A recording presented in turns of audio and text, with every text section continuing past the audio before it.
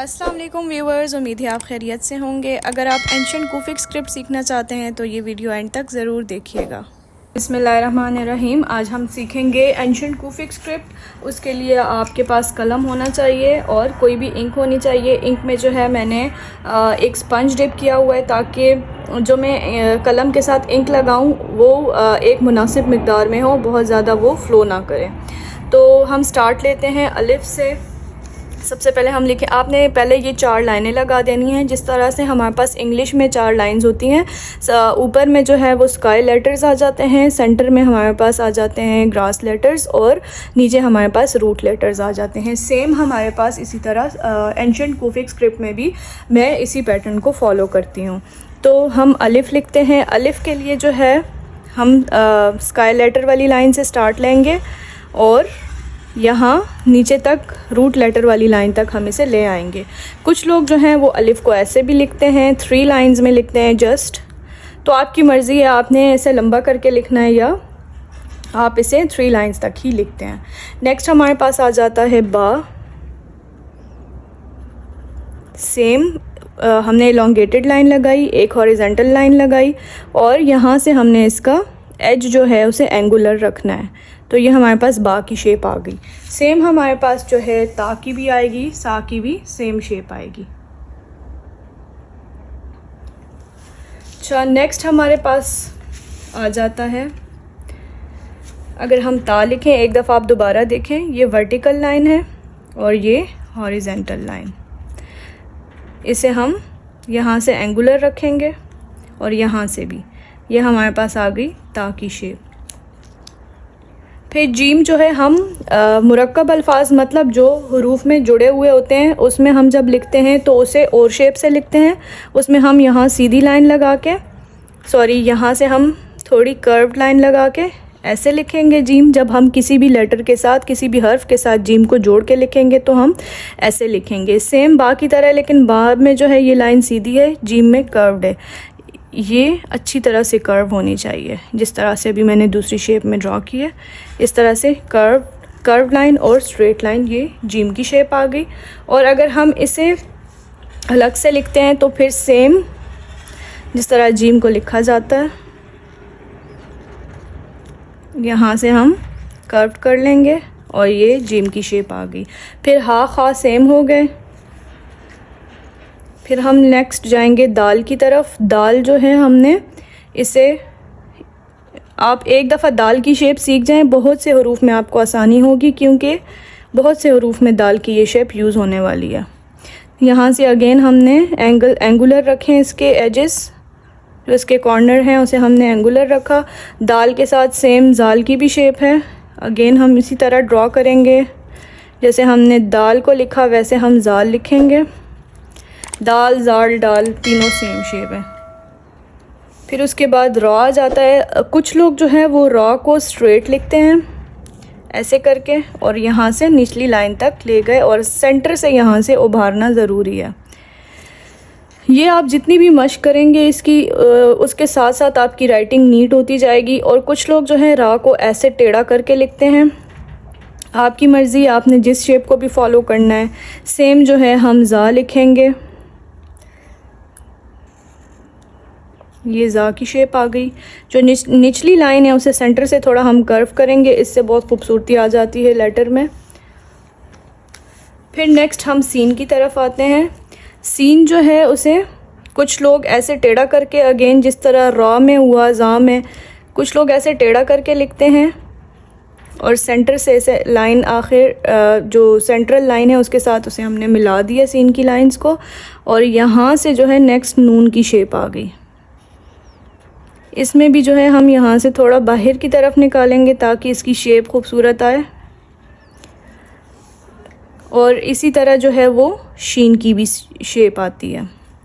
Scene शीन same है, लेकिन अब यहाँ पे देखें ये वाली जो लाइंस हैं ये थोड़ी एंगुलर हैं, थोड़ा सा एंगल इसका है। स्ट्रेट लाइन के साथ भी सीन लिखा जाता है, वो भी मैं आपको दिखा देती हूँ। उसमें ये है कि एक जो फर्स्ट लाइन है उसे ये इस वाली लाइन से थोड़ा ऊपर करके किया क्योंकि हमने इसकी हाइट ग्रेजुअली डिक्रीज़ करनी है। और ये हमने स्ट्रेट लाइंस के साथ सीन लिखा। ये आप देख सकते हैं कि सीन की शेप दोबारा हम यहाँ से सेंटर से इसे थोड़ा ऊपर की तरफ उभारेंगे और इसी तरह सेम हम शीन भी लिखेंगे। फिर हम स्वाद की तरफ मूव करते हैं। मैंने आपको बताया था दाल की शेप अगर आपने सीख ली तो ये बहुत से लेटर्स में ये शेप आने वाली है।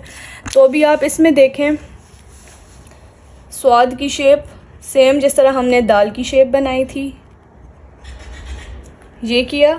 यहाँ से हमने एक कर्व्ड लाइन लगानी है और फिर नेक्स्ट जिस तरह हमने स्वाद शीन में लिखा है, ये नून टाइप डाला है हमने, यहाँ पे भी हम सेम वैसे ही डाल देंगे।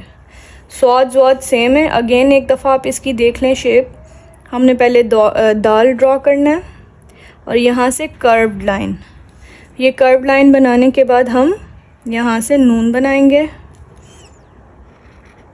और ये वाली जो लाइनें हैं ना, इसे सेंटर से थोड़ा सा हम बाहर की तरफ उभारेंगे। उम्मीद है आपको समझ आ रही है। स्वाद सेम हो गए और इसके बाद हम तवा लिखेंगे। फिर से हम दाल की शेप बनाएंगे। अभी आप देख रहे हैं कि दाल कितने लेटर्स में रिपीट हो रहा है। तवा, यहाँ से इसका एंगल जो है वो हम बना लेंगे इस कॉर्नर से। ये तवा है, इसी तरह ज़्वा है। तो नेक्स्ट हम एन की तरफ। अच्छा, आइन जो है उसकी भी दो शेप्स आ जाती हैं। अगर हम उसे जोड़ के लिखते हैं तो हम कुछ इस तरह से कर्व्ड लाइन लगाएंगे और उसके बाद यहाँ से ये लाइन नीचे आएगी और यहाँ से ये दोनों लाइंस हम जोड़ देंगे।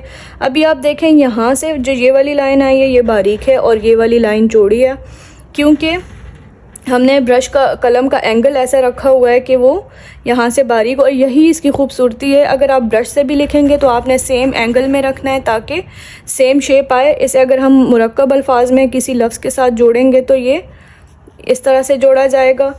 और अगर हम अलग से लिखते हैं तो बहुत सी शेप्स हैं एन की। जो बेसिक शेप है वो ये है।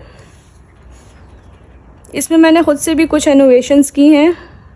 ज़रूरी नहीं है कि जो एंशिएंट कूफिक स्क्रिप्ट है सेम टू सेम वैसे ही लिखा जाए। मैंने इसमें बहुत से अल्फाज जो है उसकी शेप्स ख़ुद से भी बनाई है।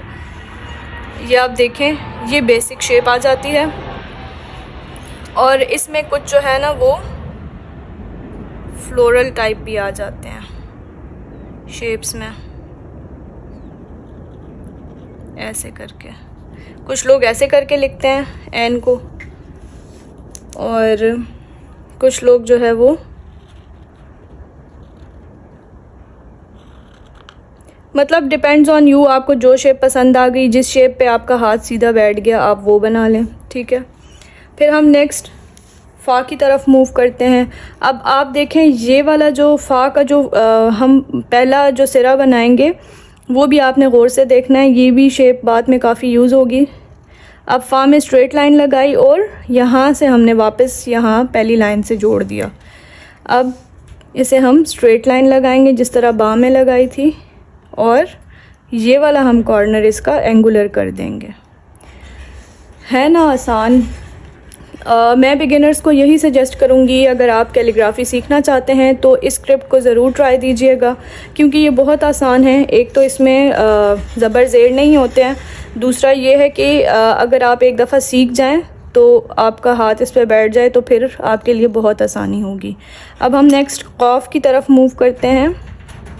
ये कॉफ़ जो है सेम फ़ा की तरह हमने उसका दायरा बनाया और इसके ऊपर हम दो नुक्ते लगाएंगे और ये नीचे वाला जो है इसका ये नून की तरह है।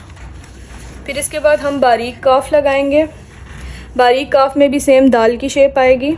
दाल की शेप आ गई ये, और यहाँ से हम कश लगाएंगे। ये हो गया काफ की शेप। सेम गाफ है, दाल लिखा हमने और यहाँ से हम, खैर सॉरी गाफ तो अरेबिक उसमें हरूफ में होता ही नहीं है। बहरहाल काफ की यही शेप है। फिर नेक्स्ट लाम की तरफ मूव करते हैं। स्ट्रेट लाइन लगाई, नीचे तक नहीं लाएंगे फर्स्ट 3 लाइंस में, नीचे से यहाँ से स्ट्रेट लाइन कर दी है जिस तरह हम नून की शेप बनाते हैं। और सेंटर से हमने उसे थोड़ा उभार दे दिया। ये लाम हो गया। फिर उसके बाद मीम। अच्छा, मीम जो है ना, आप यहाँ से भी स्टार्ट कर सकते हैं। सेम हमने जिस तरह फ़ा का दायरा बनाया था, सेम उसी तरह बनाया, थोड़ा सा आगे किया और नीचे की तरफ मोड़ दिया। इसे हम यहाँ से ऊपर स्काई लेटर्स से भी स्टार्ट करते हैं, कुछ लोग यहाँ से भी स्टार्ट करते हैं। ये आप देख सकते हैं कितनी खूबसूरत मीम की शेप आ गई। फिर नेक्स्ट हम नून की तरफ मूव करते हैं। नून तो हम अभी तक बहुत से हरूफ में यूज़ कर चुके हैं, आपको आइडिया हो गया होगा कि नून की क्या शेप है। इसे हमने सेंटर से थोड़ा उभार दिया और ये हमारी नून की शेप आ गई। नेक्स्ट हम मूव करते हैं वाव की तरफ।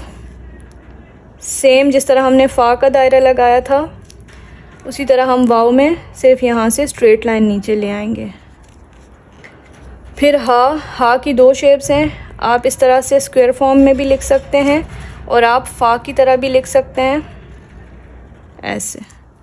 ऐसे भी हा लिखा जाता है। अब हमज़ा जो है वो आप एन की तरह लिख सकते हैं। हमज़ा ज़रूर लिखा जाता है इस स्क्रिप्ट में, बाकी अराब नहीं होते, लेकिन हमज़ा आप मिस नहीं कर सकते हैं क्योंकि वो फिर जो भी हर्फ है या लफ्ज़ है उसके प्रोनंसिएशन में थोड़ा मसला आ जाता है। फिर हम छोटी ये लिखेंगे, ये थोड़ा ट्रिकी है, ज़रूर गौर से देखें। ऐसे हमने पहले इसकी शेप बनाई, यहाँ से हमने पीछे की तरफ इसे लाइन को बनाया और यहाँ से फिर वापस जिस तरह हमने नून बनाया था, सेंटर से हम थोड़ा यहाँ से उभार देंगे इसे। ये हमने या की शेप बनाई, छोटी है और बड़ी है। नॉर्मली तो लिखी नहीं जाती है, लेकिन मैं आपको फिर भी इसमें बता देती हूँ कि किस तरह से हम लिखेंगे। स्ट्रेट लाइन लगाई, जैसे हमने आगे किया, यहाँ से हम जिस तरह दाल की शेप थी ना, सेम उसी तरह हम इसे बैकवर्ड मूव करेंगे ऐसे, यहाँ से एंगुलर। तो ये हमने बड़ी ये लिखी। अब उम्मीद है आपको इस हुरूफ़ी तहज्जी की समझ आ गई होगी। बहुत सिंपल, बहुत आसान। ये मैं ग्लॉसी शीट पे कर रही हूँ। ग्लॉसी शीट पे करने का ये फ़ायदा है कि इस पे जो है इंक स्प्रेड नहीं होती। मैंने पहले की थी A4 पेपर पे ये सारी हुरूफ़ तहज्जी लिखी थी, लेकिन A4 पेपर पे आप देख सकते हैं कि ये सारी इंक इसमें स्प्रेड हो गई है। प्रैक्टिस के लिए तो सही है, लेकिन अब ग्लॉसी शीट ले लें तो वो भी इतनी एक्सपेंसिव नहीं होती, बहुत रीज़नेबल आपको किसी भी स्टेशनरी से मिल जाएगी, वो आप ले लें। इस तरह से 4 लाइंस ड्रॉ करें और प्रैक्टिस तो आप किसी भी घर में कोई नोटबुक पड़ी है उस पर कर सकते हैं, लेकिन उसके लिए भी आपके पास कलम और इंक ज़रूर होनी चाहिए। अच्छा, अब मैं आपको बिस्मिल्लाहिर्रहमानिर्रहीम लिख के दिखाऊँगी। बहुत सिंपल, बहुत आसान। सबसे पहले हम बा के लिए लाइन लगाएंगे। अच्छा, ये वाली जो लाइन है ना, इससे थोड़ा सा ऊंचा मैंने लिखा है क्योंकि लाइंस की हाइट ग्रेजुअली डिक्रीज़ होगी ताकि हमारे पास स्पेस हो आगे। अभी आप देखें ये सीन की लाइंस लग रही हैं और इसे हम यहाँ से लाइन को मिला देंगे। फिर हम मीम लिखेंगे ऐसे करके। अभी आप देखें कितनी आसानी से, अगर बेसिक हुरूफ आपको आ रहे हैं तो फिर बहुत आसानी है लिखने में। अब हम अल्लाह लिखेंगे।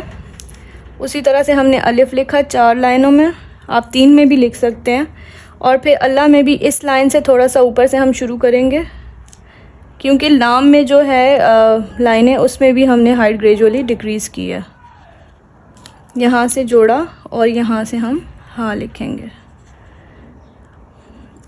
तो आप देख सकते हैं कि कितनी आसानी से अभी ये लिखा जा रहा है, क्योंकि अगर हुरूफ आते हो तो फिर तो कोई मसला नहीं है आपको लिखाई करने। अच्छा, अर्रहमान के लिए भी सेम हम अलिफ लगाएंगे और यहाँ से अब देखें लाम और रा को मैं कैसे जोड़ती हूँ, ऐसे करके।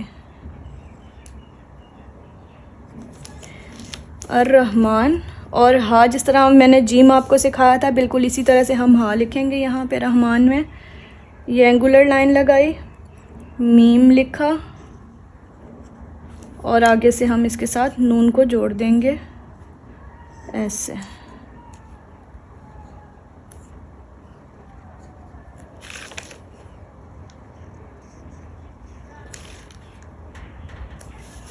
बिस्मिल्लाह। बिस्मिल्लाहिर्रहमानिर्रहीम। अब अर्रहीम में इसी तरह से हम लाम और रा को जोड़ेंगे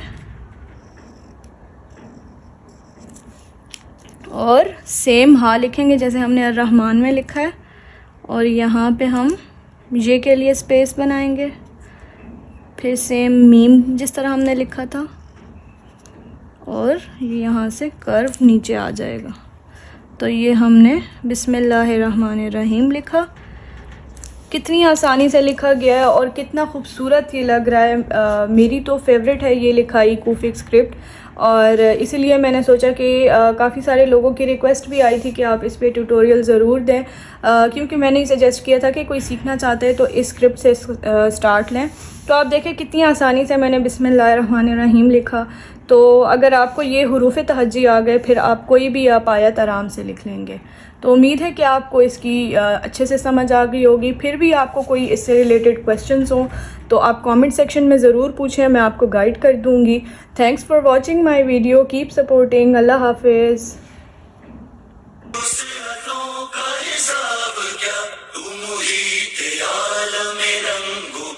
तेरी शान जल